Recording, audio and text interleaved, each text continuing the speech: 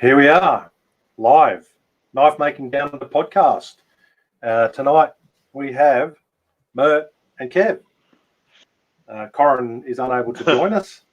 At least he didn't have a shocker like I did last time, which was not technically forgetting it was my wife's birthday, but double booking the podcast when I should have been focusing on the dinner side of things for us.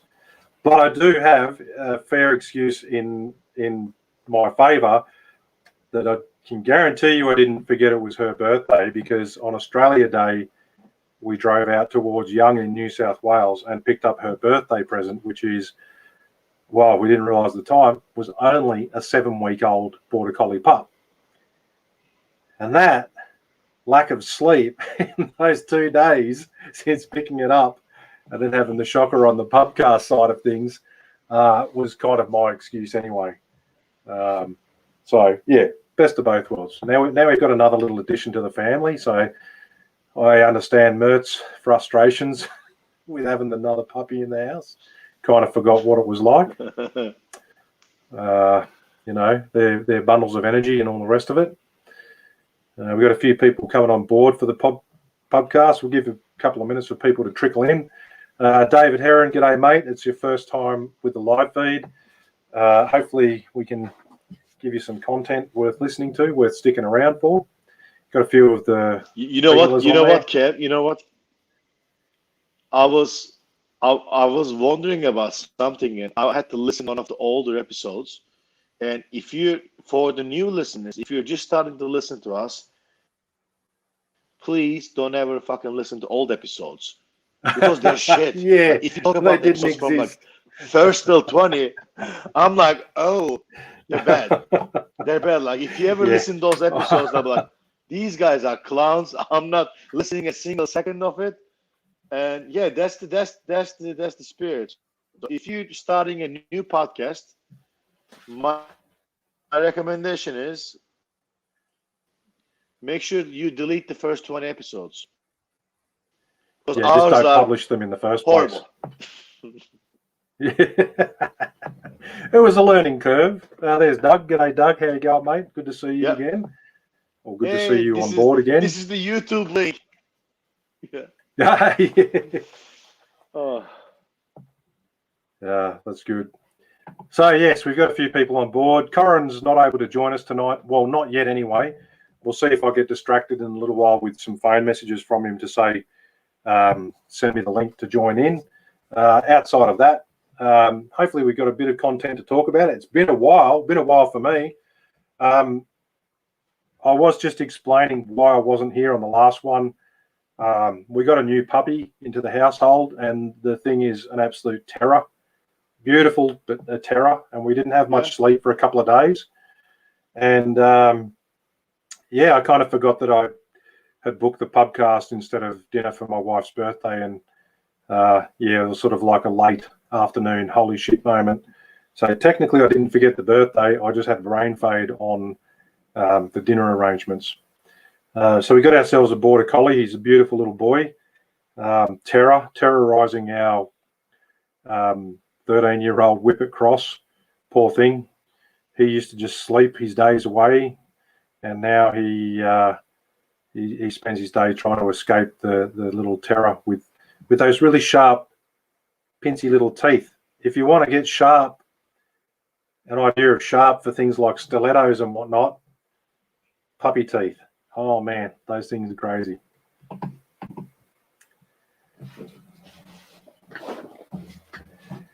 So we got a few more coming on board. Oi, Lee, how you going, mate? Good to see you. It's been a while. We're just saying, like, it's been ages, hasn't it? Like pre-Christmas for me.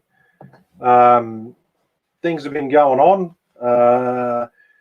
Shed extension is in process. Anyone that's been seeing Mert's social media at the moment. Boxer puppy, first time.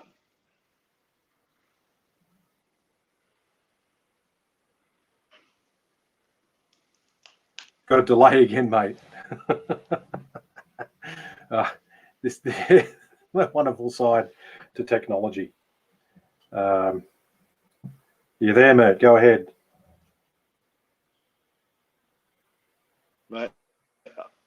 I got like a 20-second delay. Yeah, no good at all.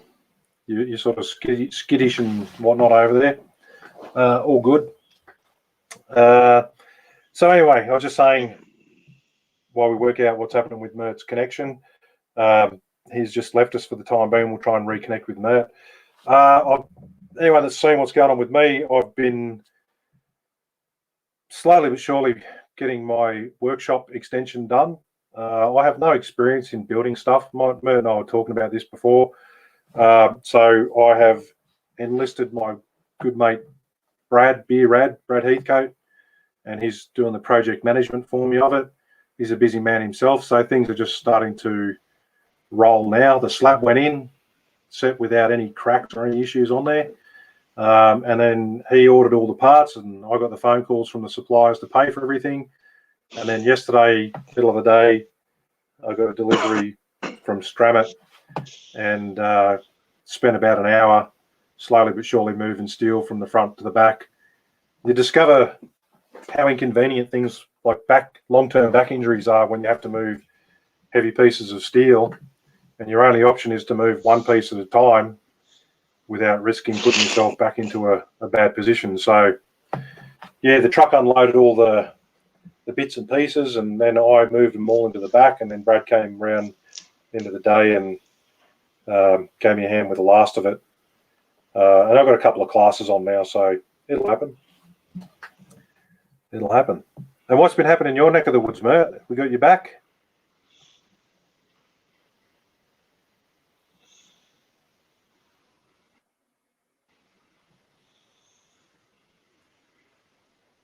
Got a massive delay by the sound of it. Can you hear me, Kev? Yes, mate, I can hear you, but there's obviously a massive delay. You got. I'm back. So this week has been all about heavy lifting. So first of all, we took our puppy Luna, the tiny boxer one, to dog park for the first time. Obviously, we brought our we brought the.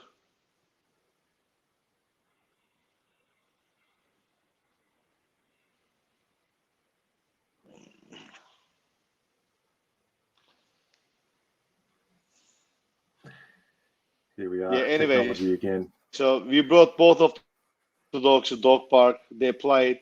Everything's fine. You know, like there are a few dogs and they're playing. There's a little yappy dog that Luna really wants to play with them, and my other dog is trying to play, but he opened his mouth and almost bit one of the dogs in half. Like he was trying to play, but the owners obviously start panicking, saying, "Hey, your dog is eating my dog." Fair point, you know. So then we decided to leave, and my big dog, that big asshole, decided not to leave. So he just lay down. He just lay down flat. I had to lift that 65 kilo of a big cow. So I had to do it a few times. That was the first lifting. And second lifting was I bought a shed. And while me and my friend were about to dismantle it, my friend got sick and I had to call reinforcements. And reinforcements were called the legendary sausage man, Jamie. Luckily, Jamie helped me and he guided me through. So we took apart most of the shed and just another trip or two left. So tired as fuck and sore as fuck. Yeah, I'm really glad mine is all new stuff that just gets delivered. And then all we have to do is dyno bolt it in and do big boys Meccano and, you know, screw things together, panels on. And then I have to call on the legendary Jamie myself and get some electrical work done. Can you hear me? I can hear you.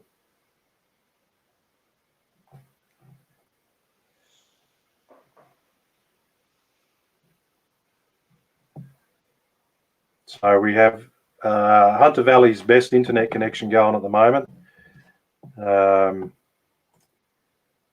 unfortunately. So Jamie's just going saying his ass crack got sunburned when he was taking that roof off.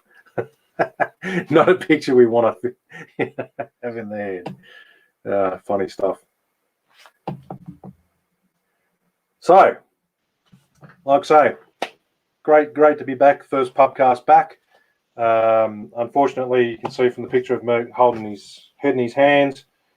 Internet in the Hunter Valley is pretty shit right now, but we'll just keep moving on. We'll get that stuff. So you're not on your own with your dog named Luna. So earlier I was saying we got a new puppy ourselves. His name is Kobe. Same as the basketballer, but different spelling. A little border collie, and he is terrorizing us pretty well. Beautiful little boy. Only just turned 8 weeks old, and the new addition to the family since we lost one of our other dogs at the end of last year. All good. He's come into my shop a few times. I haven't posted anything on social media just yet with him, but he's come into my shop a few times already, and the sneaky little bastard so far has a collection of about 3 pieces of antler, which he is enjoying as chew toys. Every time he comes into the workshop, I have to just keep a bit of an eye on him, and it's funny seeing such a small dog crawl in and under things and around things. And I have to say he is a cheeky piece of shit, because every time he comes in, you can see his eyes darting left and right, and he's looking at what he can steal. And he tried to pick up a little plastic container and run with that out the door, but I scared him, and he dropped that down. And then a little bit later, he's come in and saw him bolt out the door really quickly, and I was like, what do you got? And he'd happily snuck away with a little piece of 600 grit sandpaper, which I couldn't find later on, so I'm assuming that he had a very clean 600 grit butt when he did his shit later on and pooed that out. But it's certainly bringing to light the need to childproof the workshop a little bit more. It's a little bit much at times. But yeah, good company back again. So we got a few more people on there. What's Troy? How are the leather zipper pouches going? They're nice, mate. They look good. What can I say? Haven't used it yet. I've got one there. Nice size for a big chef knife to put in. Quality looks pretty good. So no complaints at all with that. Raymond Davies, you're in the middle of a shed extension too, 11 by 6. Well, I'm going, 10 by 5, and I think Mert's 10 by 6 or 10 by 7 or something as well. In the big scheme of things, when you've got friends over in the US in particular, and you see their workshops, it's almost disheartening when you're putting a shed extension on. You're really excited that you're adding 50% of that workable space on there, but it's still about the same as one of their mud rooms for people to enter into.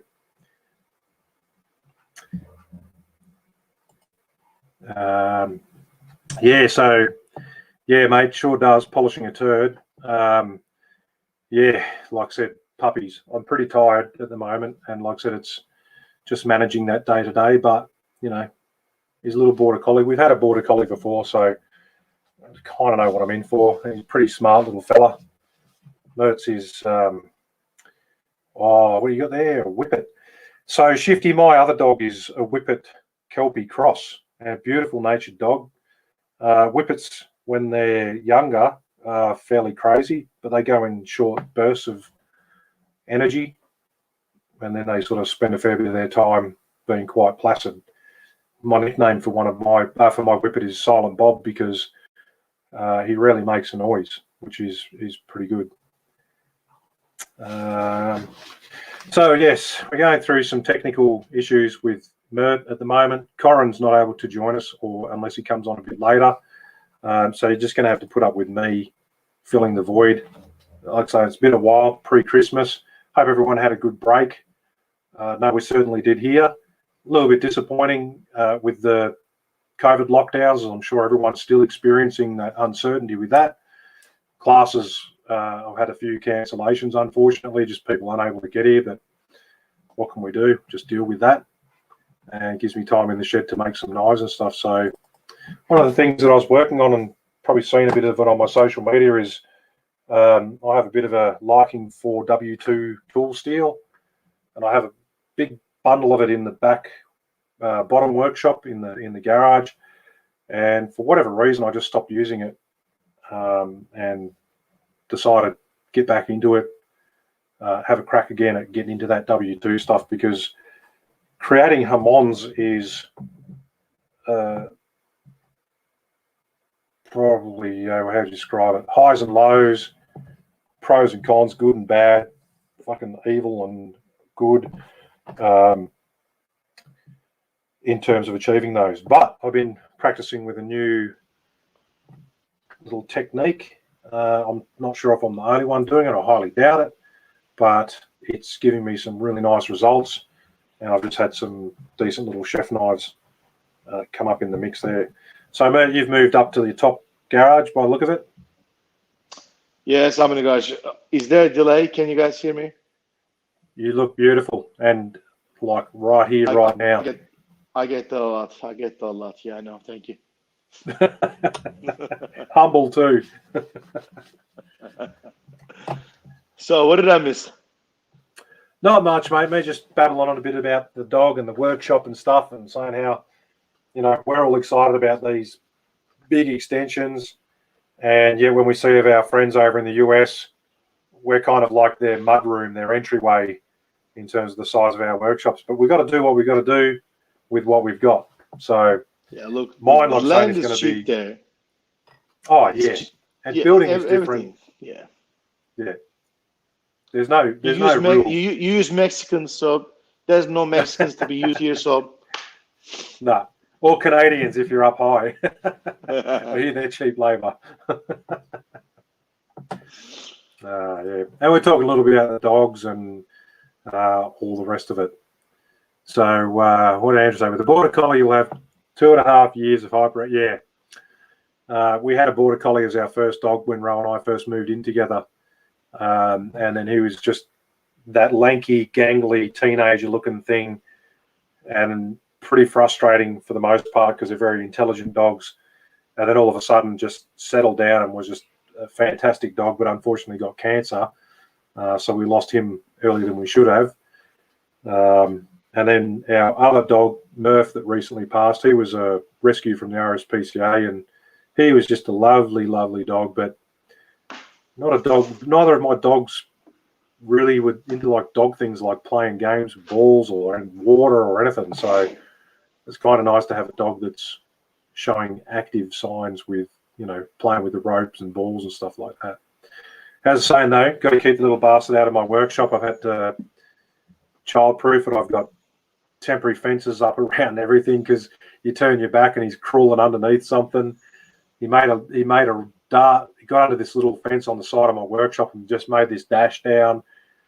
And so I've come around the other side, and he was absolutely coated in spider webs. And I am a dead set fucking arachnophobe. So here's my dog covered in spider webs. Oh yeah, I just had a tiny little spider run across my microphone before, and I nearly went off air for a second.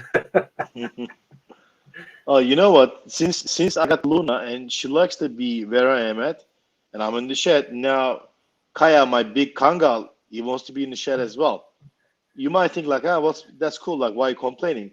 When my dog lays down, he covers 1/3 of my fucking shed, and he likes to lay down exactly where I work. And most of the times, I don't notice that he's doing it. I got my headset. I'm listening to podcasts. I turn around and I step, and there's something soft. And next thing is like I'm trying to hold on the thing so I don't break my leg. There's a giant cow on the floor, like looking like what? Yeah, your dog is huge, mate. Your dog is not a shop dog. That's why you're getting a bigger workshop. Yes. So there's space for him and probably less space than what you've got now for yourself again. Everybody wants to have like a large dog till they realize what large dog comes up with. Okay, let me tell you, when he takes a shit, like you have to lift a kilo of shit with the bag, okay? And when he decides to lay down, you're gonna have to fucking lift him, okay? Yeah. And then you have to physically stop him. You're not stopping like a 20 kilo of something like a little love fluff. You're stopping a 60 kilo of a muscle that's trying to rip some other dog's head off. Not that it happens, but it comes with thing like, I want a big dog. I like big dogs. Still, you have to deal with a big dog. Not easy. Yeah. Yeah. One of the going about our little fur babies, our pets here.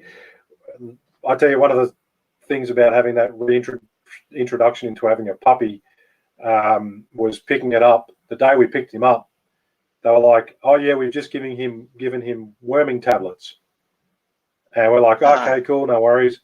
And 2 days later, because he's sleeping in the house, we're trying to get him used to sleeping in the house with.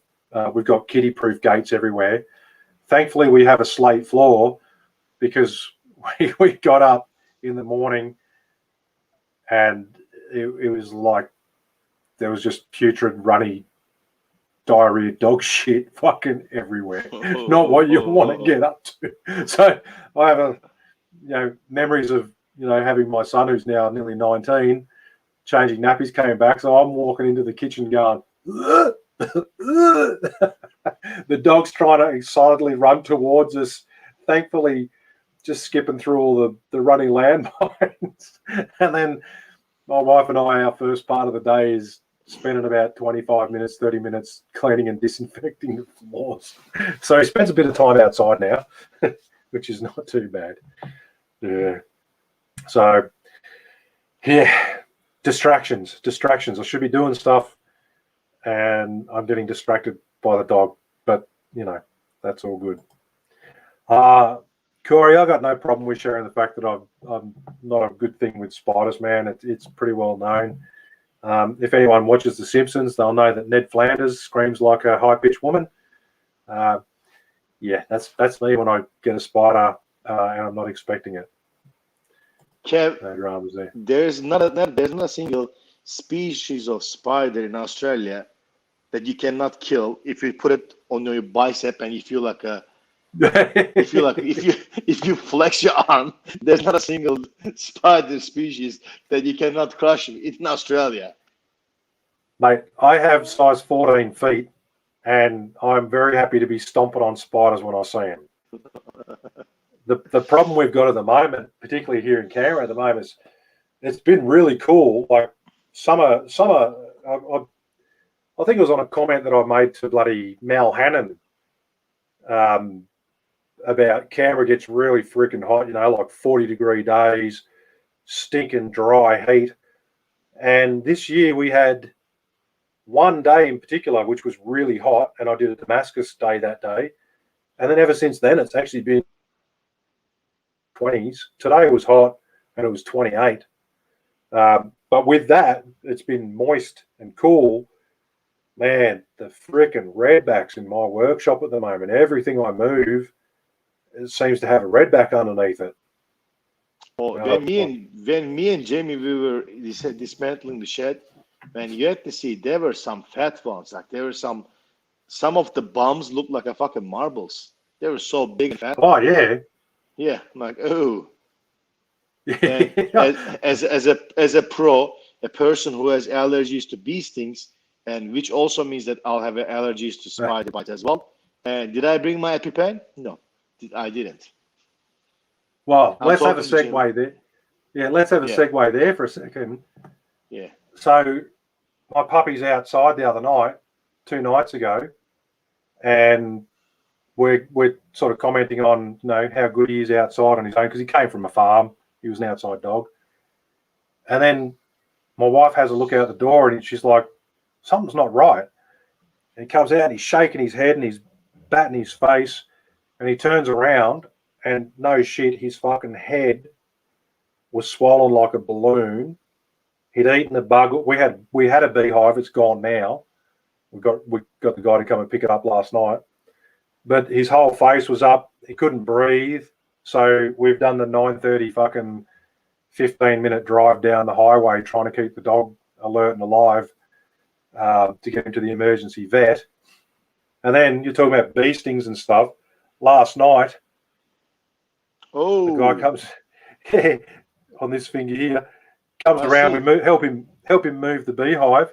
Go to get it in the back of the car, and I forgot which way he had it orientated. And not all the bees obviously are inside the hive, so they follow.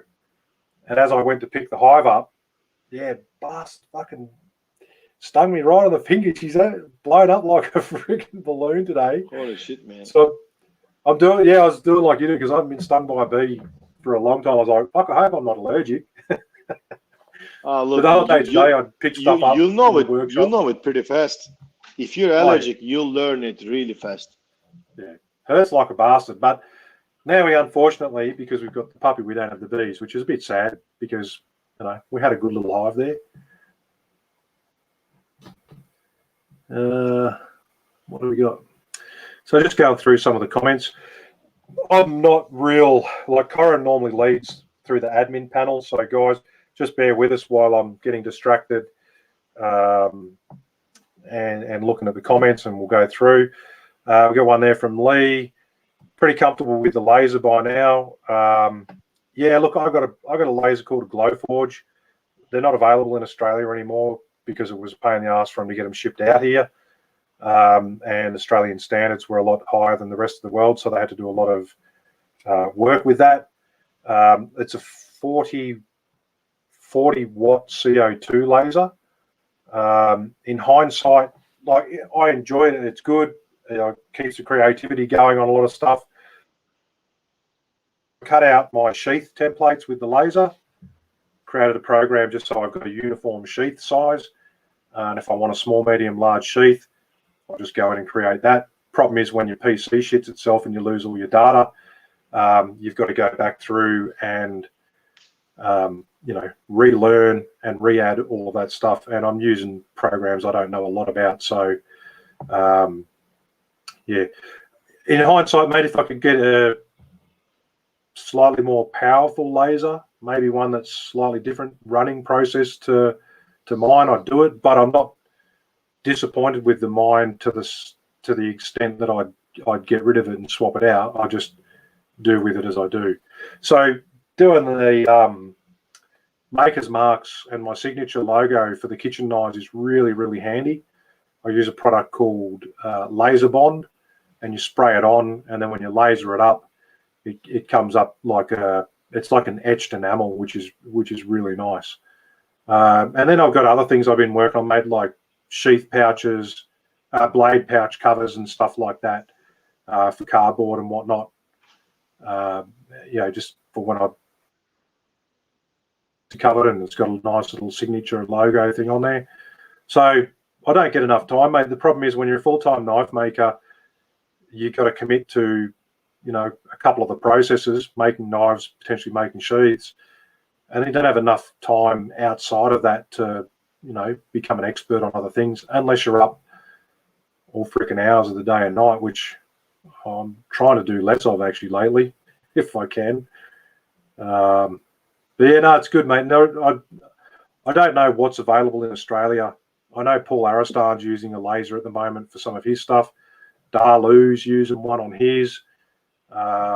So, pop something up on the Knife Making Down Under podcast group about who's using what laser, mate, and I'm sure we get a good thread going there. Yeah, no, that's good. And we've got latest chef knives. Hotter than Molly, sorry. Thanks, Jaden.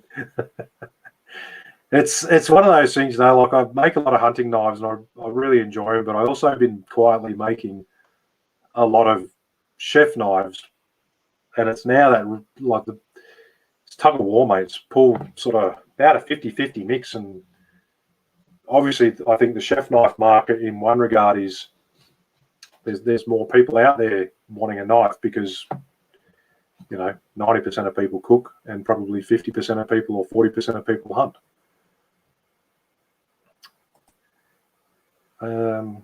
Will it etch Cerakote? Yes, I believe it will etch Cerakote. I did a cleaver for a guy, and I had the textured hammer finish on the top 2/3 of the blade, and he wanted my Kev K logo on the blade, and I basically laser etched off that scale with it, and it worked out quite nice too. So I etched through Cerakote. I'm not a big fan of Cerakote, I have to say. I don't think you're going to find too many people that are. It has its place.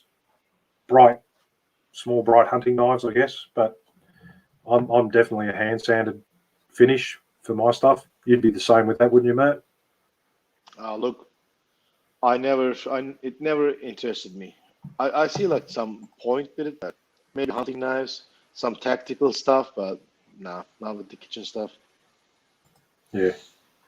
Hey, I just realised that it's 9 o'clock, Yes, and do you know what happens at 9 o'clock? Timmy time.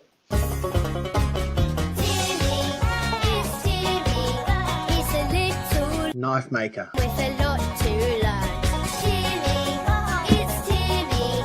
He's a handful of trouble at every Timmy, turn. what's going on? Timmy leaves the Gamaco Artisan Supplies. and goes out into the trying to be cool, he's number one. He joins all his friends Knife Making Down Under podcast. and he's always having such a lot of fun. Timmy, it's Timmy. Oh my word, I haven't seen that video in too long. Yeah. I was singing away to it. No, it's like, wow, that's been a long time. Hey, look, mate, it must be refreshing. It must be refreshing for you to come onto this podcast and not see your boss's face. Well, you know, I don't see much anyway, so No, good. Woo. He's too busy working, though. That's why he doesn't see yeah. it. Oh, right. Too busy working. Yeah. What's going on, Tim? What's new? What's new? Oh, I think there's a lot new. We've got plenty of new stuff over at Gamico. Plenty of new stock, plenty of new staff members. There's a lot going on, a lot changing. Yeah, right. Is we've that also- is that new staff members or just a bit of a change in shift? We're just scaling up in the warehouse, and we've got a new branch manager. So there's lots of structural changes going on to make things just run better. Yeah. So it's exciting times. No, good stuff. So, are you back doing? Did you finish your study? Like you were doing a business diploma or something? Did you finish that? Yeah, I did finish that. Oh, well done. Well, thanks. I'm going to start my degree soon as well. So Well, that'll be fun. that was my next question. Are you going to move on now and take to that next step? Are you? Yeah, when I can be bothered, when I have time, something like that. Yeah. Well, my son's What do you want to be when you grow up? Timmy, what do you want to be when you grow up? Are That's you a asking me question. or Timmy? I haven't worked it out yet, mate. This phase of Me life, neither. I'm a knife maker. Not homeless. That's my goal. Yeah. Well, My son's actually just started a business degree. Scratch Tim. knife making off the list. Then scratch knife making off the possible jobs list. No milk tonight, but I've got water. Oh, that's all right, mate. We're good with water. Dino, speaking of that, though, of course, Dino has to come in with where's your milk? Yeah, no, I we just found got out water. I'm ever so slightly lactose intolerant, so Were you listening before when we were talking about the puppy doing its runny business all over our floors? that's it. That's my story. Yeah. That's why they don't get milk when they leave mum. Oh boy. All Yeah. right, so what's new in terms of products at Gamico, mate? I mean, it's been a long while since we've had a look at. Well, I buy my usual stuff through you guys, but I've been looking at some of the posts that come up and some of the emails that are coming out. There seems to be a good range of things.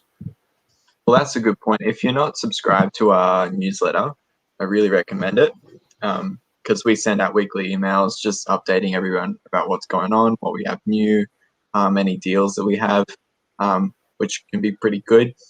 We had like 10% off grinders the other week, so there's some pretty crazy things going on just to get the ball rolling. But in terms of the special so far is free postage for February. well, that's right. We've got free freight February. Yeah. Free freight. I'm ordering like a 10-cent papers at a time every day. Please don't order one pin stock at a time. Well, could order one Corby bolt one day. You and could. the next day you could order another Corby bolt. But No, that it'll would come be with really it will come with the letters, Kev. It will come with the letters. shit. Saying the stuff Two that letters. you get. There'll be 2 letters. FU. F you. Shout out to Andrew Smith for doing some of the graphics for us. Good bloke he is. And speaking of Andrew, free freight February. You'll say it Yeah. 3 times really fast. There's all of a sudden Like there's I've been had some typos. a letter R But yeah. in February. No, It's good been stuff. good. And have you been getting any time to make knives yourself, mate? Next question. Pass. I don't think I've finished a knife in like 3 months, 4 months now. Yeah, right. That's You're okay. almost on par with Glenn Beaton. Glenn Beaton. Pontish. What? I'm just taking after my boss. So like I just Just- try and 1 or 2 knives no, a I year. take that's it. offence. I've taken to giving Glenn Beaton polite little nudges through the knife making down under page, trying to encourage the next step in his To finish the progression, knife, because he loves forging. Yeah, he loves forging, and then does a little bit of grinding, and it's like, all right, let's move on to the next. Let's see a next one. finished knife. And he's actually doing a course with Tobias Toby Oh, yeah. Buckholt, which I restrained from saying it on the Facebook page, but I'll say it here, which probably means, Glenn Beaton, you're going to finish a knife. No. Well, I don't know No. if he's gonna finish it, though, but at least Toby is gonna finish it. Yeah, that's it. You'll walk out of there with a finished knife. Yes. Maybe I'll have to go And to he'll a probably course. walk out of there with a finished knife and go, that's good, I'm still just going to forge stuff because forging's fun. Forging is fun. I did some forging the other day, and it was so nice. Just hitting the steel. Mate, I was saying just before, Tim, Canberra at the moment, it's just been unseasonably cool. So it's 22, 23 degree days, wet more times than not. And it's just like a summer dream. Knowing you're It's not getting up there at 40 degrees. This summer was very cool. I don't think there was many days where it was hot. So it was a good one to do some forging. I did a Damascus knife making class with some locals here, and the Friday was like 40 degrees, and then it just went cold after that. So sorry everyone, I put the mozza on summer. But you know what?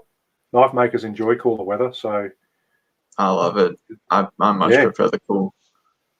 Absolutely. Hot summers, nah. You know the crappiest thing is like the weather is nice, but I worked in a way that I finished all of my forging and now it's time for me to finish. And I got a choice. Either I'm gonna finish knives and I'm gonna get paid, or I'm gonna forge knives. It's gonna be fun, but I'm not gonna see any money for a while. But at least your happiness is there, right? And you can just live off the happiness. Yeah. I'll send some happiness to mortgage. I'm sure they'll understand. They'll understand. Last time I went to Aldi and I tried to pay for my food with happiness, they told me to get fucked and put everything back. Well, that's not happy. That's when you just give them forged knife blade. No, I wasn't happy then. And g'day Gaz, my mate Gaz, who has kindly put up that I have a good head for radio. True, mate. I think our podcasts were more popular when we were doing them just pre-recorded and up as a podcast instead of a live feed. But if people can watch me for this for a couple of hours, they can do anything. Yeah.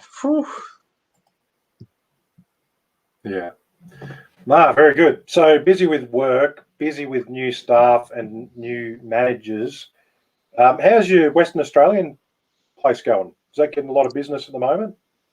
WA is slowly ticking along. It started off a little bit slow, but we're seeing some more interest over there, just as people start to understand, learn that it exists. So we're slowly building that, slowly gaining momentum there. It's been good. Yeah, that's good. Yeah, That's Mark, as Cole's corrected Mark there, it's shipments.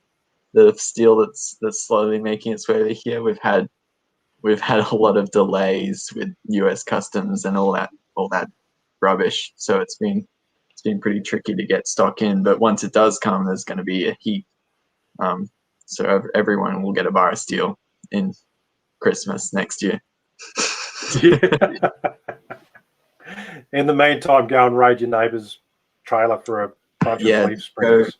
Start making some railroad knives or something like that. Yeah.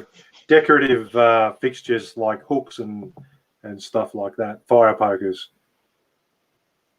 Beautiful. And we've got any stainless under 2.5 coming in. Yes. Yeah, there will be. Yes. There'll be plenty of I that. love how we get these questions answered right on the spot. Well, I think we've Right, stepped you up don't a need notch. to- We've stepped up a notch in professionalism since Corin wasn't on the show. Oh, it's a lot less pressure. which is only tonight, and this is probably the only time that I'm going to get to. You know, Yeah, speaking other of things. professionals, okay, speaking of professionalism, since I'm in the shed, I'm not gonna have the pleasure of like just being able to walk outside and piss. I'm gonna have to go like the toilet. It's gonna feel like very tame. Yeah. I'm sorry for like, yeah. Well, I'm trying to Sorry teach about the that, dog. Secret. I'm trying to teach the dog good habits. So I've now got to like not just do that when I'm in my own workshop. I've got to go and show him where it's appropriate to do his business, and you know, the neighbours are probably happier too because I don't go out the front yard as often now too. You filthy man. Filthy. Mm-hmm. Oh well. Got 1.7 millimeter nitro V. some I mean, filleting I knives coming up. I don't see the point, but go for it, right? If the people Look, want yeah. it, they want it. It might be useful for pocket knives, for like a folders and true. things like that. It's not just Potentially. It's not. Yeah. Yeah. Tim, you're so cute. Spatulas? I'm the biggest fan. Oh shit. Yeah, sounds like someone's stalking you, Tim. I've got all these stalkers. Yeah, I bet. This I one bet works you. with- I was going to say, is Jeff one of the guys out the back there somewhere? he is. Yeah. He is. Kind of got that impression. Move Some along. stainless liners. Yeah, we're moving along. So you were saying before, mate, like I said, get people to subscribe to the newsletter. How do they do that? Just go onto. Is there a link on the website that they can? Yeah. So if you go onto the main page of the website and scroll down, there'll be a little box where you can pop in your details, and it'll just sign you up. Real easy. And then each week you'll get a newsletter about Tuesday, 12 o'clock. Pretty standard. Or if you already purchased an item, there's a box that you tick saying that notify me from the recent promotions and all that. Yeah, there's If you also purchase stuff from Chemical, most likely you'll be getting those emails. And if you're full time like Mert and I, it's nice because about every Tuesday in the afternoon when I check my emails and that comes in, I do actually go up to my workshop and take a little bit of a stock take of what's happening, in particular with sandpaper and stuff, but and other consumables. But it's a nice reminder, and then get to go on and see what people with real jobs and earn money can spend things on, and we could just dream. Oh, Dream a yeah. little dream. It is nice to dream. It is nice to dream. Oh yeah, for sure. I look at some of the things at work and dream too, but 12C27. What's the best quench and heat treat? Matt, you answer this one because I'm about to say gas, forge, and water.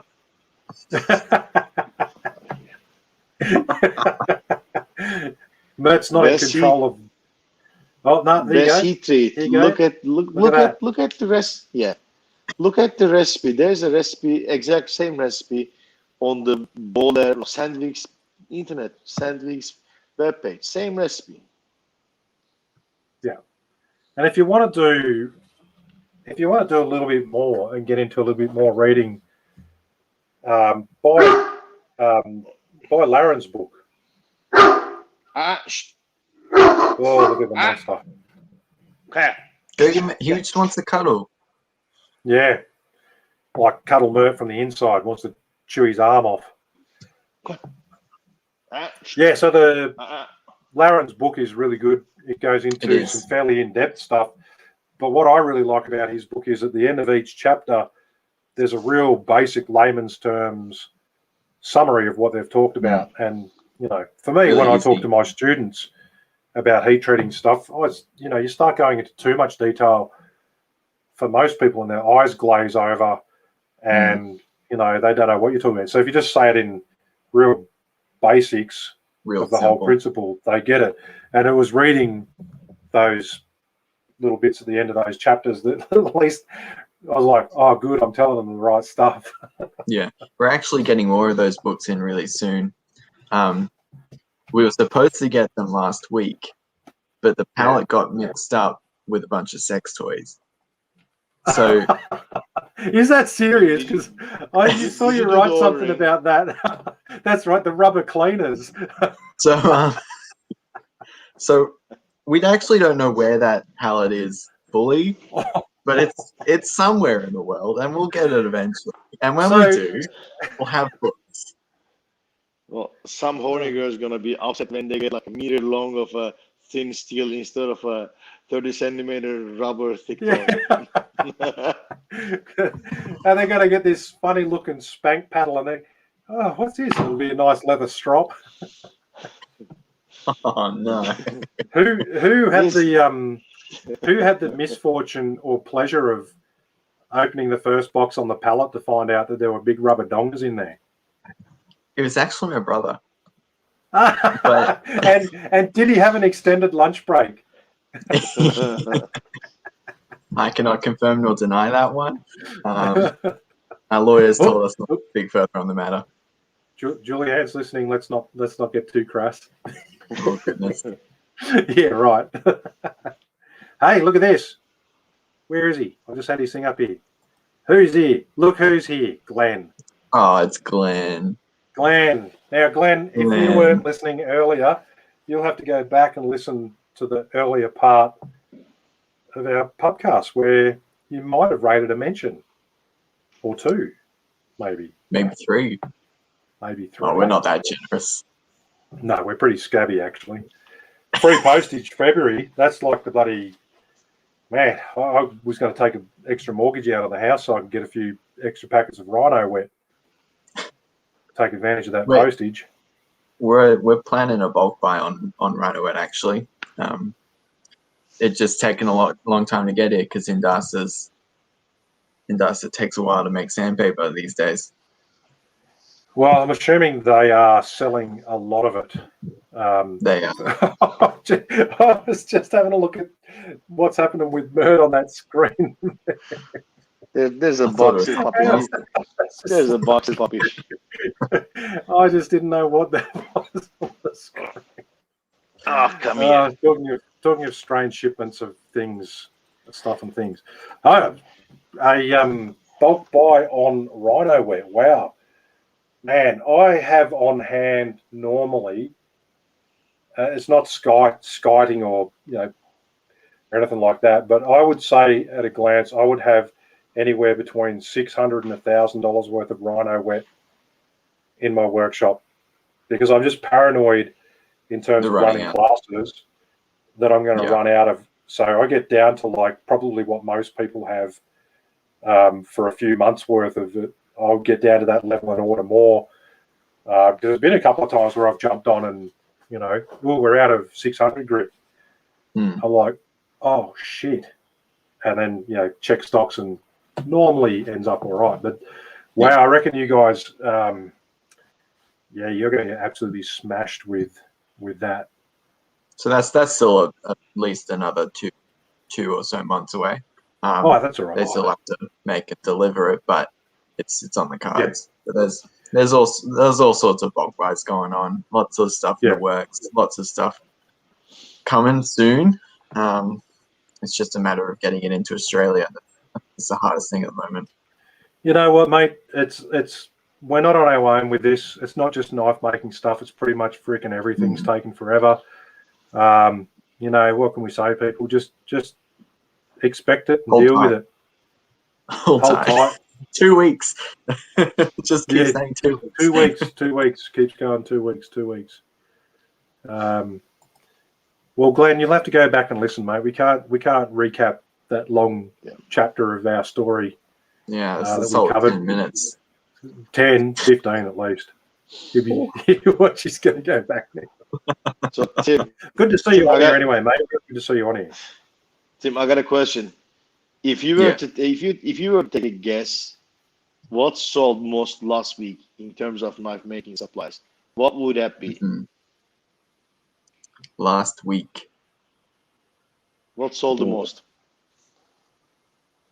I feel like you've got an answer here for me. No, I got no answer. I got no answer. I'm just like curious. I think the most we sold quantity-wise is always those little eyelets for the kydex. We sell. That's like our top seller every week. Is just those tiny little eyelets. I bought a bag of those 2 years ago, I reckon, and I've still got half of them left because I rarely make kydex. I bought sheets of tan, coyote tan, and black in one of the bulk buys, and then I sell it at the current Gamaco price to the camera guys when you guys run out. They're like, it's like the dealer. Oh, Kev, have you got the kydex? Sure, fellas, let me just check the current prices on Gamaco. Current rate is like $25 a sheet. You get free postage if you pick it up. Right? What a deal. What an absolute deal. You're basically it's a box Gamaco of brand. nose. Yes, it's a box of nose. Yeah, it was just distracted and then looked up and saw this unknown thing. To answer your question, yet, not yet. We're still waiting on NE4 engineering to deliver more, but they shouldn't be too far away as far as I'm aware. Someone else was bought a stack at the Queensland Knife Show. Man, that was wow. When was the last knife show? Forever ago. Perth, wasn't Hopefully. it? 2 years. A year and a bit now. It was on my timeline. It was on my timeline last week. Yeah.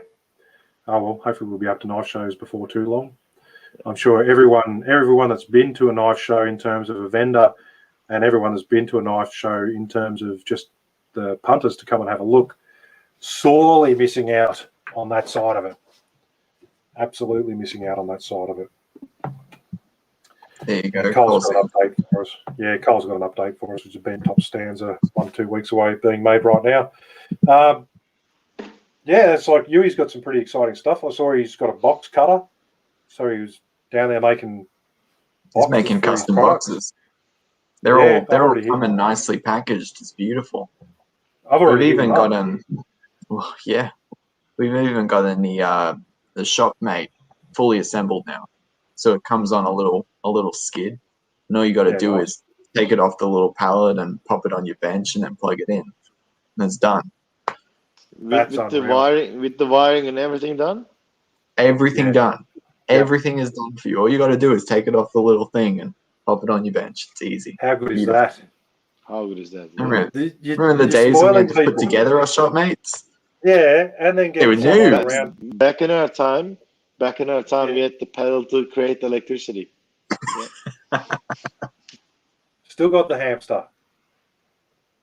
Still got the hamster. Oh dear. They apparently do have a little bit of sausage in them, a little bit of sausage man wiring. They do. That used to be one of the you guys are spoiling everyone.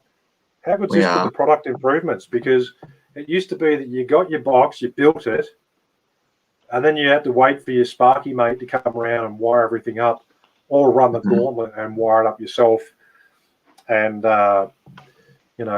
see if it actually plopped the fuses or whatnot. Interesting stuff's happened there with understanding how those VFDs work and electricity. It's dangerous stuff. Then you have to call Jamie to fix it because the Sparky just wired it like a not knowing what the hell to do. Yeah, but at least mine didn't have screws through the wire. Yeah, from the panels. Mine had screws. That's Mine had a interesting. screw going through cable. I was told that's not a good thing. No, it's not a good thing. No. Bit of a shocker. Yeah, bit of a shocker. So good evening, Blair. Blair. So Blair's just come on. Said he was sorry he's late, but he's also said better than the ratchet strap Bunnings plastic box. We've got a few goodies from Blair. They'll be going up soon. Yeah, well, I ordered that steel off you, and that arrived, and TNT guy came around, and I had to direct him to the side of the driveway that was closer to the garage. And then beautiful pallet too, thank you. I've kept the pallet. I was like, I can't throw that one out. It's too good. No. But he pulls it in, and I'm like, oh, yeah, just pop it up here into the garage. And then I look down on the corner of it, and it's like 160 something kilos, and I was just like, oh, that's right. Shit. It's an anvil. So, no, they were the 2 sheets of steel that I got from you. Oh, Cool right. sheets. Yeah, so I had to cut it and manhandle that to get it out of the way because it was in the way of my wife's parking spot for her Mini, and that I would not have survived that. I can tell you now. Yes. Well, that pallet would be custom made just for the sheets. I know. It's unreal. Whoever made it. Oh. I'm probably going to use it as a base for a dog kennel. Fair enough. Recycle, upcycle. So have you got the selector switches for running 2 machines from 1 VFD? Cole will be able to answer this one quicker than I will. I think we might. Whatever they are, the 1, 3 or the ABC switches, whatever they called. I know that we had some troubles. Yes, we do have them. We do. Yeah, they're on the website. Yeah. Okay, If cool. you just look up switch, it's the first thing. And then we've got here some more updates on the 84 engineering. Was this some of the biggest delays in deliveries from 84 engineering waiting for packaging?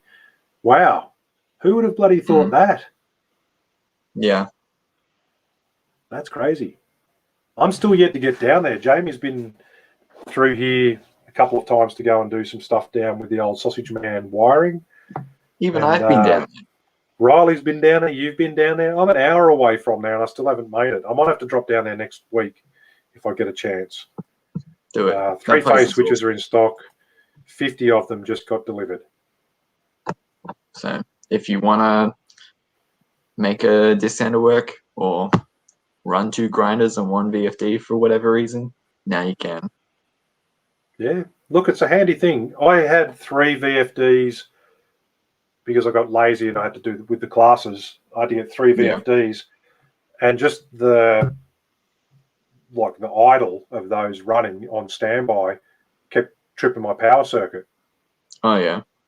Yeah, so that was a real pain in the ass because you could have to unplug one. And yeah, exactly. And then Jamie. So you can have 3 running at the same time? I can now because I've split Jamie came in and split the box inside the workshop, which, yeah, that was a sort of lesson learned. It was like, far out, these things actually draw a little bit of power just sitting there on idle. It is. Watching Ewan's machine run was awesome. It just flew through, the aluminium. Even the tapping, it just goes straight in and straight out. I used to go around and help Yui out every now and then with the mundane tasks at his place here when he was like 15 minutes from my place. And he'd sit me down with 100 steel plates and you just have to go and tap each of the holes with his Tapmatic.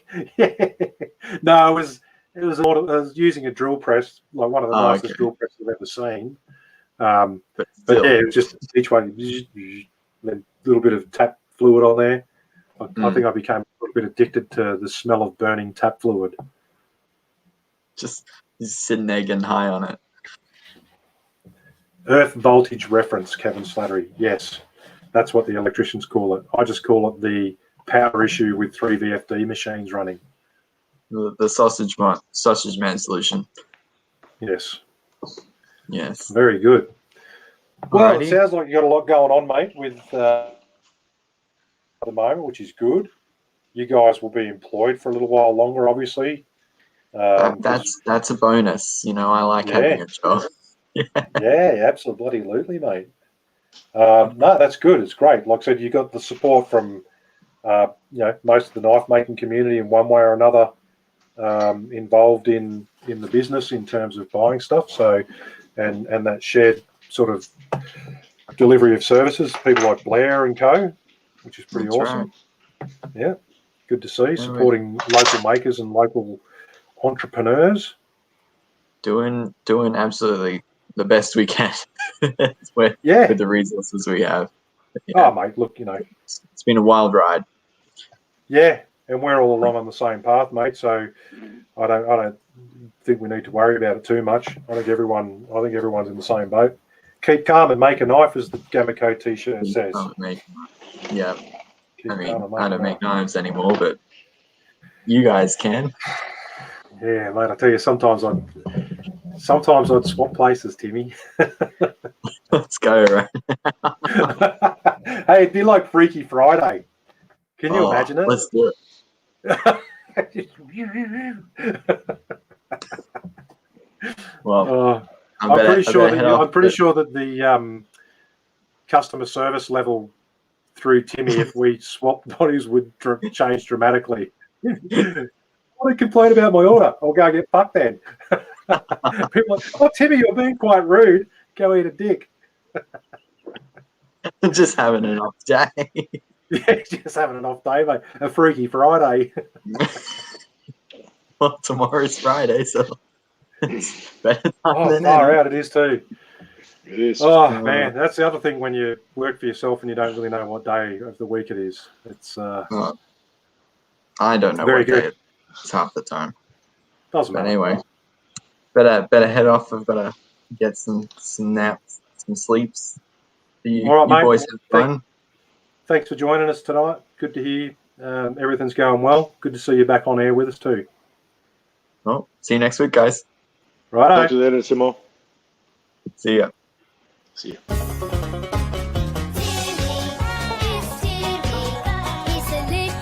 Knife maker. With a lot to learn. It's Timmy.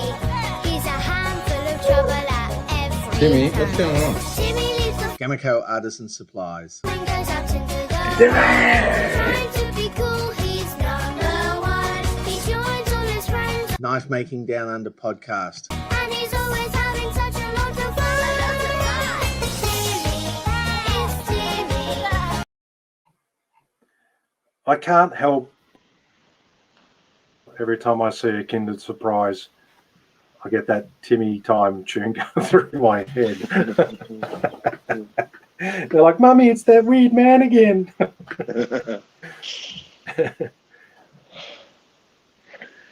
You were talking about the days, Kev. When you were saying like you don't know what day it is and all that.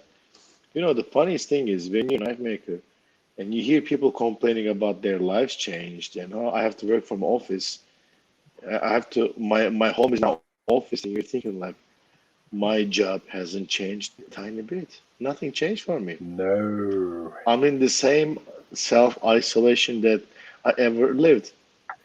Just like when I go out, people just start looking a bit more funny than usual. That's all.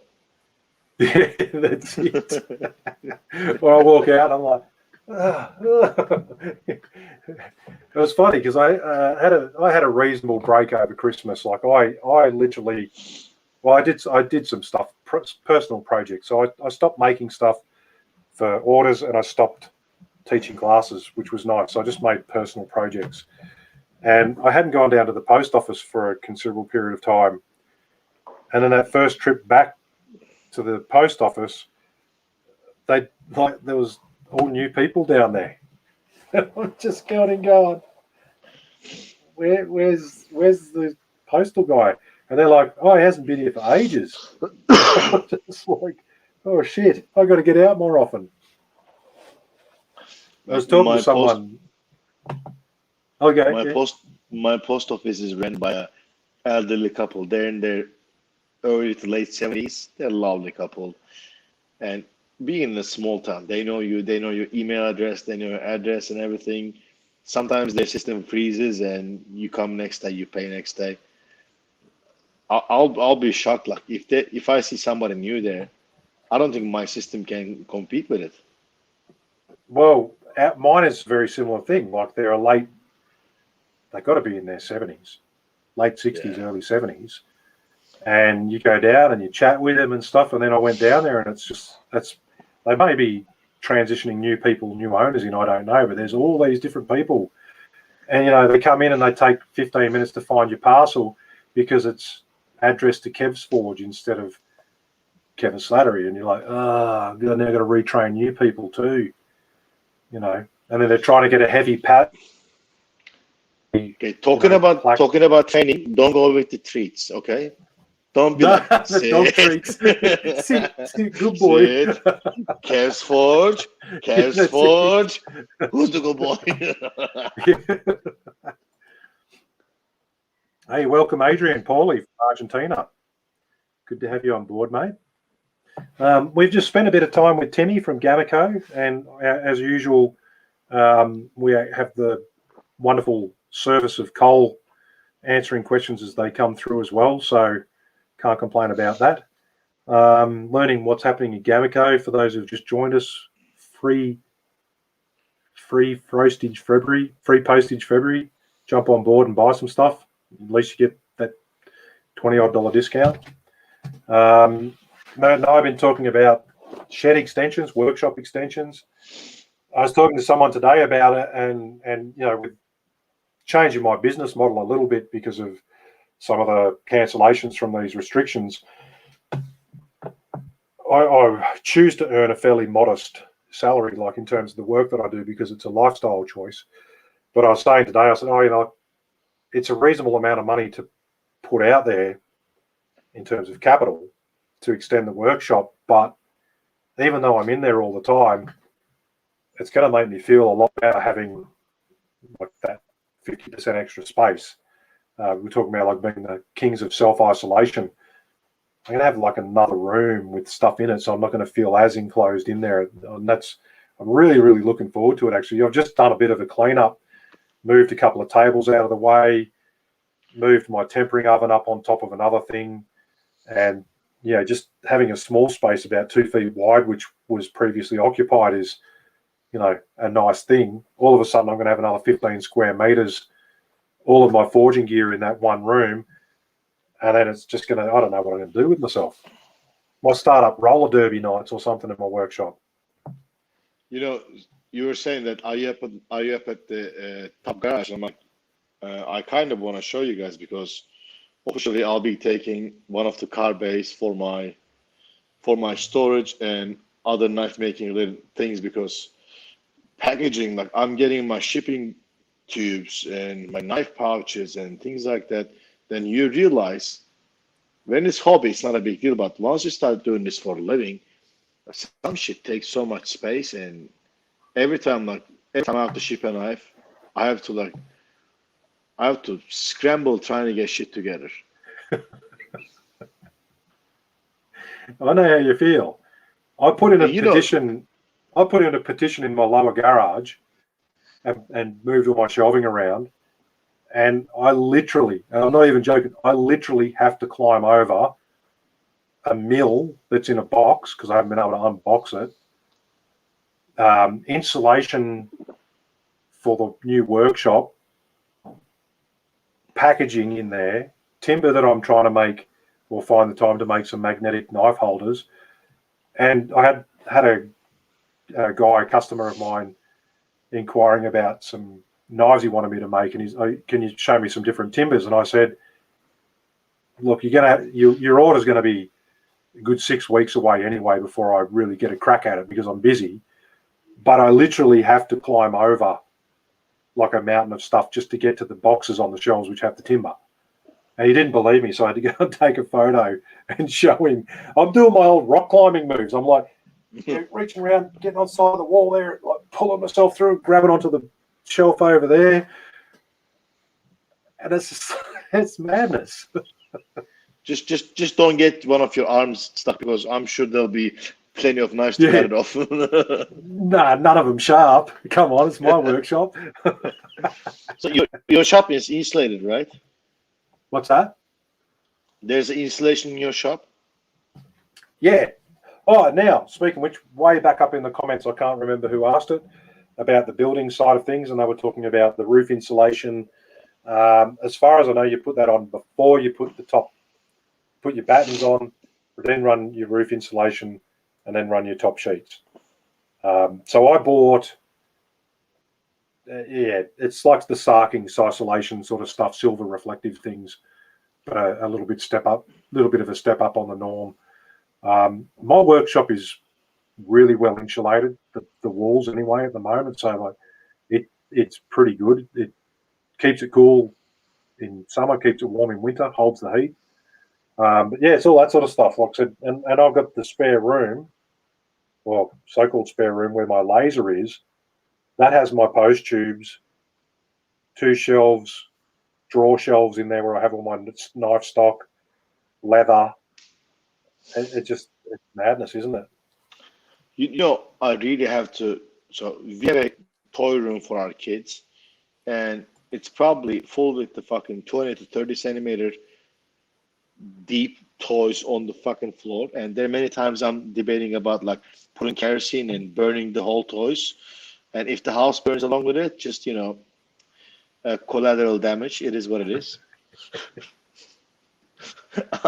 I'm thinking like getting rid of the fucking toys and toy room and turn that room into an engraving room. Like have it like section where I can like hold, like keep, not like a showroom, but keep my knives, because if somebody wants to come and see my knives, I have to go into my shed and unlock things and take my dirty, dusty box, take the knives out, wipe it, making sure there's no rust, and like this is not the way to go. This doesn't make sense. They So need that to was be in one a of the clean things. spot.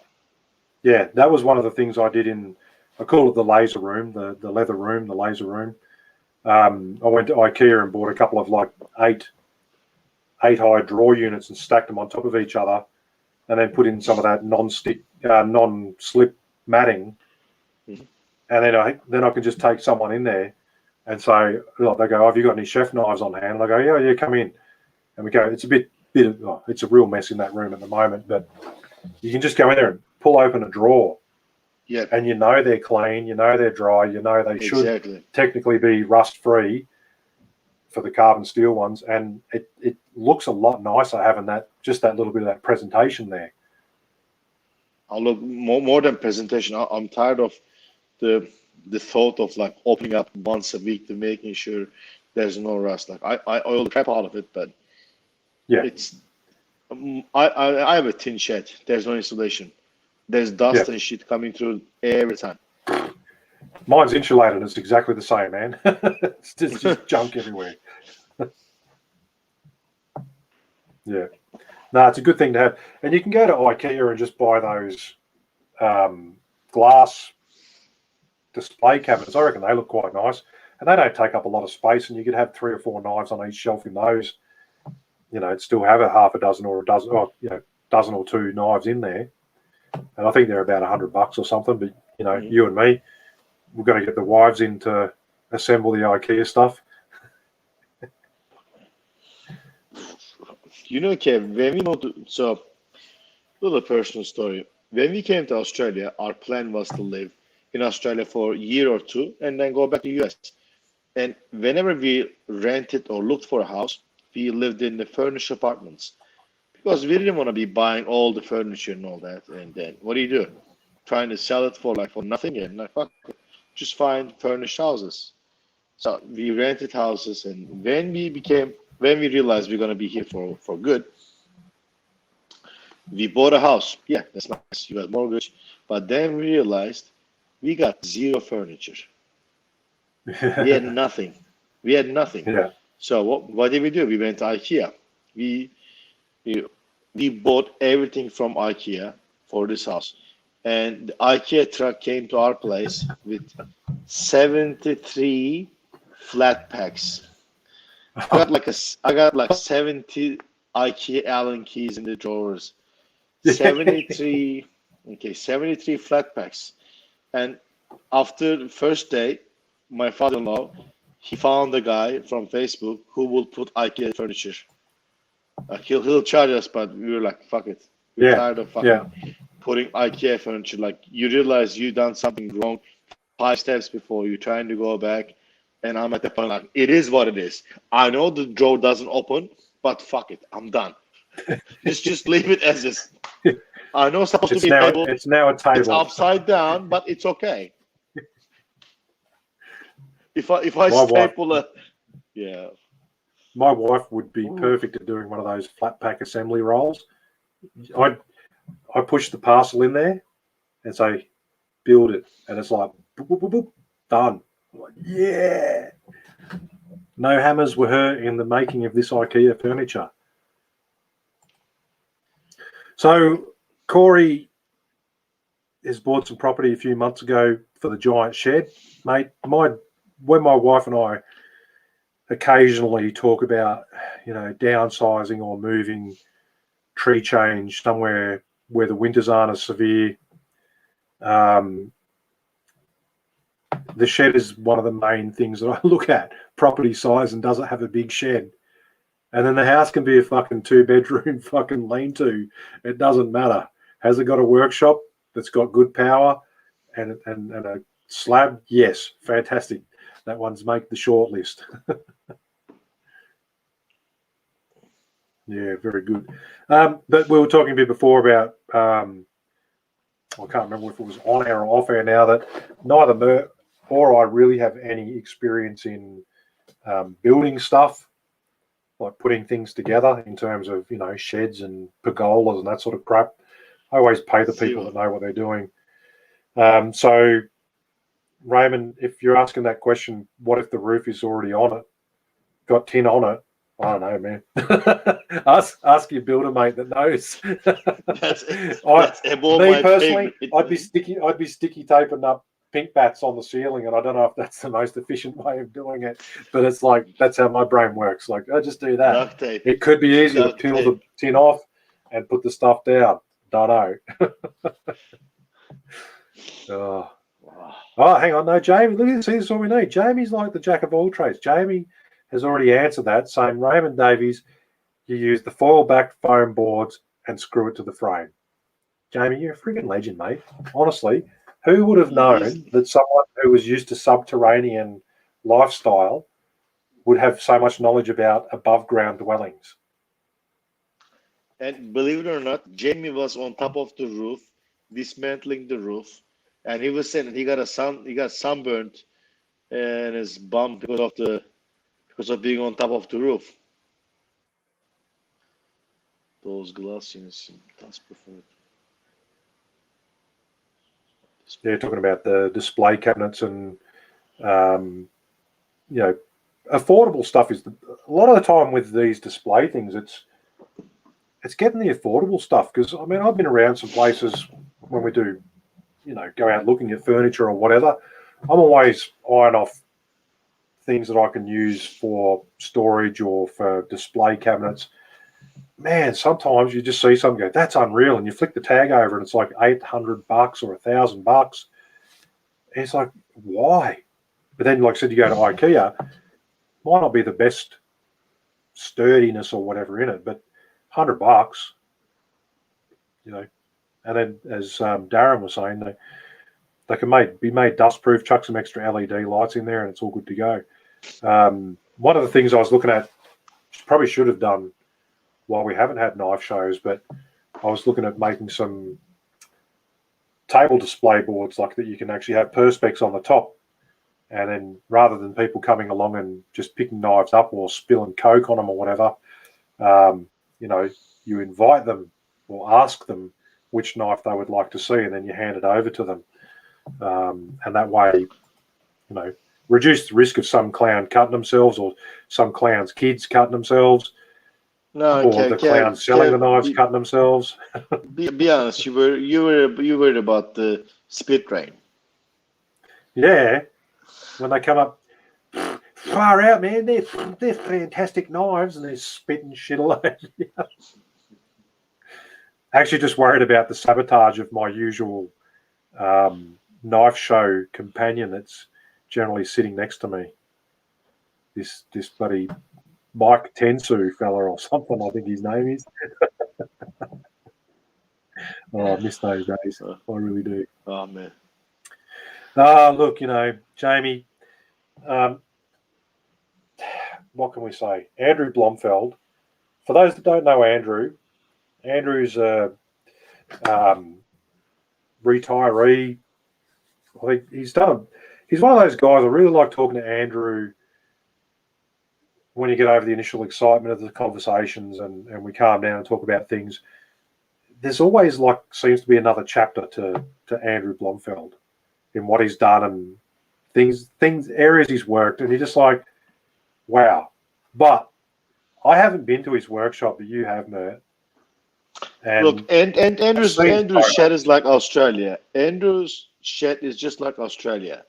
It's middle of fucking nowhere, so far away. It's so huge, and there's fuck all people living and using it.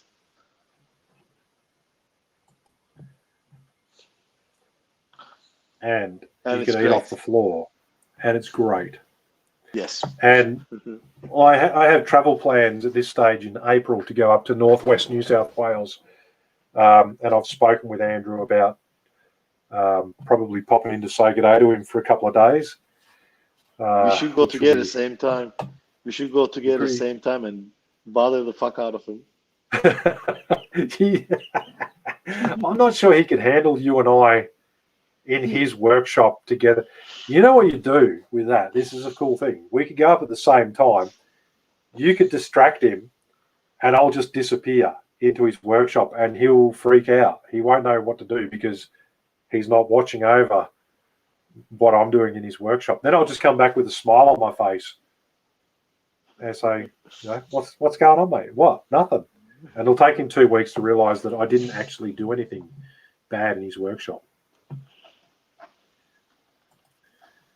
Yeah, so, look, Raymond Davies has sent me a picture on my other thing about his workshop. It's pretty freaking big, pretty freaking cool. Like what I'm saying. I'm going from 7x5 to 10x5, and everyone keeps saying you're going to want bigger. Yes, but there's a limitation to what I can actually build in my backyard, and there's a limitation to what I can build in my backyard, not only from the approval standpoint, from the council approval, but from the family approval. My whole backyard would be one big workshop if I could make it that way. But these are the things. So, what's something that you've been working on lately, Mert? That I've seen a couple of your things on social media. What are some of the things you've been getting out there? So what have I done? I was away for a few days, and I came back, and I've been making shit every day, and I made few knives, and today one of the knives that I sold over the weekend, the client wanted to have a saya with it, and the knife had a Honduras rosewood burr handle, and I said to the guy, hey, I got some matching saya pieces, and this is what I have. This is bocote, this is that, and I had some ironwood, but also I had some Honduras rosewood burr saya material in. And keep in mind, Honduras rosewood burr is not cheap. It's rather expensive, even for blocks. And for saya material, it was quite pricey. And I gave the guy the price, and he was like, yeah, I want to be matching saya. I'm like, say no more. And I just finished that up today, and I sent Kev pictures, and I got approval from Kev as well. And I'm going to post pictures of it and hopefully ship it this week. That's what I've been doing, and hopefully sometime this week I'll have another time of maybe forging, because it's nice to make custom orders, but when you make something that you want, that really fulfills you. I made a Turkish twist Damascus the other week. I was really happy. The knife hasn't sold. It's not the point. Like I'm looking at it, I'm really happy. I'm really Yeah. happy with what I've done. Well, that's like those W2 knives that I've been working on, well, finished up now. They had no customers in mind, and I just wanted to run a batch of them and try, like I said, the technique I'm using for the Hamons. And yeah, man, sometimes there's just that excitement and that satisfaction in just doing what you want to do. I've had to go back, unfortunately, the reality check hits us sometimes. I got asked by Jay Cross about, am I just making what I want at the moment? And I was like, well, I was, but unfortunately, bills don't stop coming in. So when someone asks you to make a knife, I'm a bit more selective now, I guess, in terms of what I want to make it for. It's like, yeah, I'd love to just make what I want and sell it. But when an order comes in, if it's something that I'm used to doing or want to do, I'll take it on board. So I've just had a little, in the last sort of day, or even today, which was good, a couple of orders come in. So, yeah, keen to get back into it. And like I said, at the moment, with the weather here being a bit cooler, sorry for everyone up north where it's stinking hot, but, man, it's been awesome, like mid-20s. So one of the other knives you made, Mert, and one things I want to touch on just quickly in relation to the knife making down under page that we have on Facebook, like exotic materials. So you yourself use exotic timbers and you use exotic materials. I use mammoth ivory on some of my knives. Mhm. Got a little stock of it put away. I've burnt some of it, and the dog's eaten some of it, which is pretty shit. But one of the things I just want to point out in terms of a moderator, particularly as a moderator thing on the knife making down under page, there's only 3 admin on there at the moment, and that's me, Corin, and Mert. And we're pretty relaxed in what we allow to be on the site and, content that goes up there. But if you're going to go on, if someone's going to post up something for sale, and you're just going to go on and be a fuckwit about it and start telling people they're scammers and, good luck getting shit through customs and stuff without actually, being nice and asking the right questions, you're going to get your posts are going to get deleted for your first time around. And then if you jump on without any sort of evidence or proof and basically slandering people, you're going to get your butt kicked or kicked off the site because we just want that page to run pretty smoothly. It's reasonably autonomous in terms of an admin for a group that's got 5,500 odd members on it. It's pretty lightweight. But one of the things on there was there's one of our Russian members, and he's selling exotic materials on there. And you've been a customer of his. I'm pretty sure I met the guy over at Blade Show. But just be aware, people, that just because you think it's difficult to get through or something to get in, and just because you've not dealt with someone doesn't mean that they're a scammer. And that's not to say that we don't get scammers on that site. We block a shitload of members from there which come from a certain region of the world. We make Axis knives, sir. Yes. We make best Yes. Damascus. It's pretty clear from a moderator's point of view. I've been a moderator on a lot of these things. It's pretty clear on a moderator's point of view who's trying to scam you out of some coin and who's been reasonably genuine who's being genuine in selling stuff. I've run the gauntlet, mate, on some exotic materials. What I thought was running the gauntlet, and take a risk every now and then. But that particular guy has been on there a few times, and he's, I think his reputation is pretty well regarded for the higher end knife makers in the knife making scene, both here and abroad. So just be mindful, people, when you're going to go onto the group and start flinging shit around. It's going to hit a fan, and that fan's not going to be happy, and you're probably going to get yourself booted. Look, so if you're in the market for knife making material, okay, you can buy steel, you can buy handle blocks. If you're on a maple barrel, there's 1,000 people selling maple barrel probably in the world. If you want to start looking for a Gigi, number is going to drop down to probably 20 or 30 since it's Australian timber. But if you're looking for the cream of the crop, top of the line, premium exotic stuff, the sellers of that stuff is handful.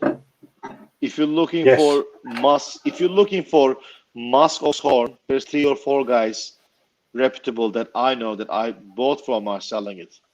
If you're looking for Yeah. walrus ivory, there's a handful of guys selling from Russia and US. And because there's not that big market, you're not going to see tons of customer reviews. You're not going to Yeah. see websites. It's going to look like a gamble. And yes, it's a gamble. You're sending money, you're hoping that some stuff is going to come, but even you're going to buy from a very reputable dealer, international post is always gamble. Whatever Oh, you yeah. buy, especially living in Australia, you always gamble, taking a punt, thinking, I'm hoping it's going to turn up. If it doesn't turn up, I'm fucked. But you know the consequences, and especially if you're ever trying to bring stuff to Australia that's kind of on the gray lines, like the stuff that's been listed on the sites, like Honduras Rosewood Burl, African Oh, Blackfoot, yeah. Cocobolo. Yeah, because the other day somebody asked on the forums, I didn't reply. He said, "Is walrus ivory legal and is it expensive?" I'm like, I want to say yes, but it could be no. So those are very subjective. So when you bring stuff into Australia, yes, every day you might be at the mercy of the customs officer, but we're not bringing elephant tusks, okay? We're not bringing something illegal to the country.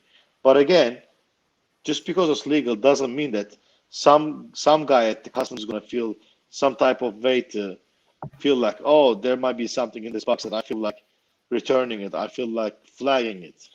Okay. Yeah. Anytime you're trying to bring exotics to the country, there's 2 ways. Bring in your suitcase when you come back from overseas, which doesn't seem to be an option now, or fucking take it's a gamble. Okay. Yeah. Yeah, that's it. And like I said, when I was over the first time I went to Blade Show and went in and they had those dealers there on the early day, man, I was blown away by what was available. The expense of some of it was like, holy shit. The turnover was just madness, the amount of cash change in hands. But also, like I said, people like you, me, and others just going, well, fuck, I'm not going to get this anywhere else in my hands now. So people were buying it and then shipping it back in their luggage and either declaring it or not. I don't care about that. That's not Oh my shit! problem. You have to see my suitcase. Like my suitcase was like But, a dentist office of a walrus. oh, fuck yeah. So, yeah, I mean, the last one which I got through, which was exotic, was woolly rhinoceros bone. Like, so around the era of the mammoths, it was the woolly rhinoceros, and I got bone, and it was a dealer that I've used before, and I subscribed to their mailing list, and I have a drool over stuff, but even now where the Australian dollar's bombed again and it's like $1.29 or something, and they all sell in US dollars, and you're like, oh, that sounds really, oh no, hang on, now I've got to add another fucking 35%. Yeah, I bought this bundle of the woolly rhinoceros bone. It was an offer. It was too good an offer to not run the gauntlet, but it was a big expense. Like it was a big purchase, a lot of stuff, but good value. When it finally landed, I got to admit, I had a fucking big sigh of relief, wiped a bit of sweat off the brow, like, good, it's here. I'm still yet to use any of it, and it's probably not the prettiest. It's sort of like mammoth ivory scales, but not as intense with the colours. Yep. But I'm yet to try it on something, but I've got it there. I've got it there. That's one of those things. Kev, you don't know the controls well enough to be able to put a picture on the. If I send you a picture, you can put it on the screen, can you? Possibly, yeah. What are you going to send it to me through Messenger? I'll send it to your Instagram. Okay. Yep. Guys, hang on for a second. Bear with us. We are both technologically challenged. Okay. I'm currently just trying to log into Instagram on the. Oh wow, I'm actually on there. There you go. So I sent you 3 pictures. If you can highlight the very bottom or the middle one, I'll explain what it is. All right, so let me come back here and go share screen. 2 monitors. I don't want 2 freaking monitors, you wankers. Just bear with me. It may or may not work.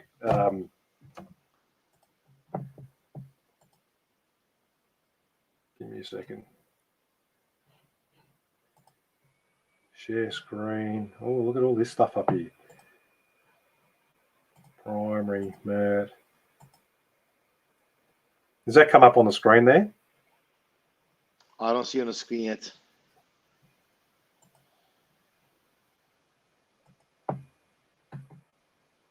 Oh, there we go. You got this.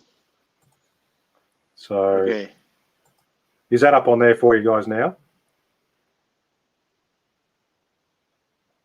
I'm sure they see what I see. Can you enlarge the picture or you got No, that's just... no, sorry. Shh, stop. So no, that's as big as I can. Right. That's as big as I can make it, so you can see it. Yeah, speaking of exotic material, I bought a sword not long ago, and I realized the hilt is made out of a rhino horn. That's actually a rhino. That's a rhino horn. Wow. If I was to sell the rhino horn as is, it will probably make 2-3 times more than what I paid for the sword. Bloody hell. Yeah, the mounts and the crossguard is silver. And luckily, the guy who was selling it, he had no idea about what he had. He was just selling an antique sword. He had no idea what he was selling. So, There you go. Oh, good. People could see that.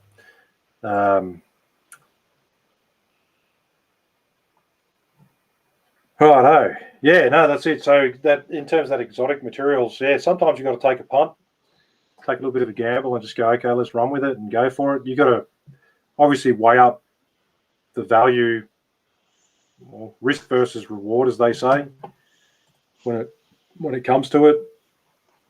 Work out whether it's, you want to risk $400 or $500 or not. I think the woolly rhino bone that I bought, yeah, it was like 500 US, but there are a good number of sets of scale. I worked out a price. I was like, actually, that per set of scales, it's actually a really good price if you buy it in bulk. But it was a big outlay of cash, 500 US, just on a I don't know. And it got here, made it through. Yeah, Mark stinks on the bottom there, Mark Sinclair with muskox. It was a little while ago when I was doing a bit of the stabilising and stuff, and Mert, you gave me that piece of muskox.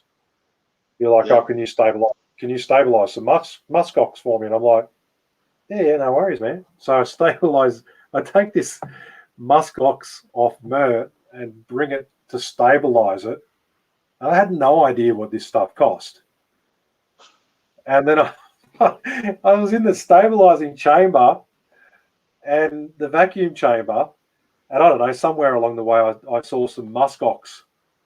Or maybe it was afterwards. Maybe it was when we went to Blade Show and I picked up a small piece at Blade Show and it was like that big. And the price, whatever, it was a lot. And I'm like, what the fuck? Like, holy shit, I'm stabilizing $1,000 worth of stuff at Mert. No idea. You're like, is that the same thing that I'm stabilizing? Yeah, mate. Like, oh shit. Yeah. Well, I had a little fucking bit of wee come out, I think, at that stage because I was like, oh fuck, I could have really fucked that up. Risk versus reward. Was Cole saying, yeah, a lot of money on ivory next time at Blade Show. silk clubber whale harpooner as part of dealing little ivory. Funnily enough, Cole, like on the serious side, some of the coolest stuff that was available at Blade Show was the artifact ivory. Yes. Like the Inuits had made tools out of walrus and whatever other product. That stuff was really cool because you could make a really cool handle out of it, but it had who knows how long a period of time of history involved in it. I know David Lish has done a few pieces like that. Who else had one? Steve Filicetti. I'm pretty sure Mark and bloody Bruce Barnett have probably done something with it. Bill Burke. A lot of those high-end guys will be there and sifting through all those artifact stuff and just picking out the coolest pieces. But might have been a bloody... Some of them were fire starters. You can see like the hole where they were starting the fire, and or so cool. fishing, they'd had like wrap their hand reel for fishing or something, and you're like, bloody hell, like kind of cool. But some big, definitely some big Usyks too. Yes. Usyk, for those who don't know, Usyk is the bone of the boner. The boner. Yeah, this is the bone of the boner. That's what Jamie thinks about Usyk. I may have taken his comment out of context, but all good. G'day, Jay. We just spoke about you. So you and Glenn Beaton are going to have to go back in time now and rewatch the start of the thing to see what we said about you. I promise it was all nice. Maybe. Fingers crossed. Very good. Well, I'm about to run off battery, man. I'm running. That's all right. I was going to say, I think we've covered a bit of.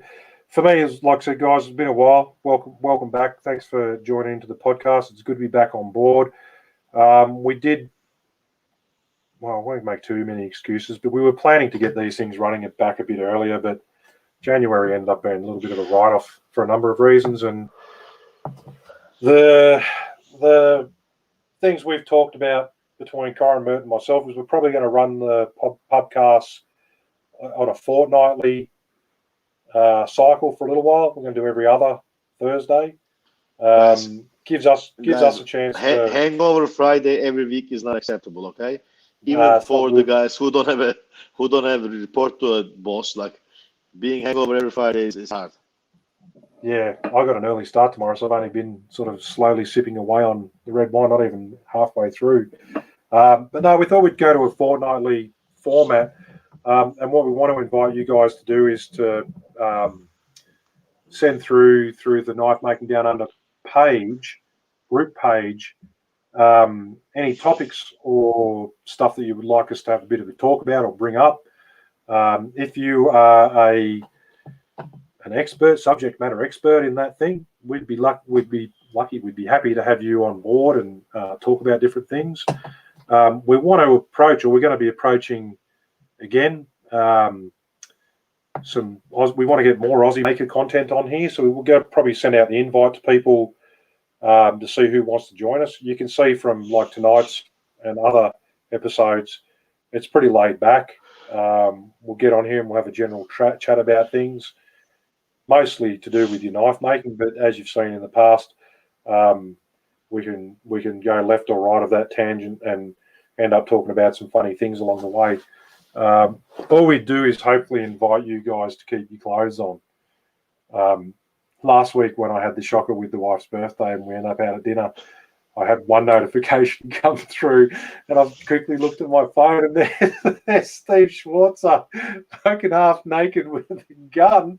I just, eyes lit up a bit, phone went down on the table. My wife's like, everything right? And I went, yeah, I think so. How's dinner going?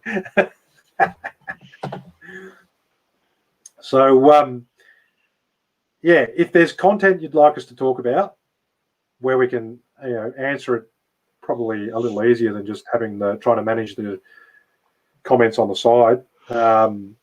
give us a heads up, and we'll try and do a bit of research if we don't know enough about it, or we'll bring someone on that does know about it.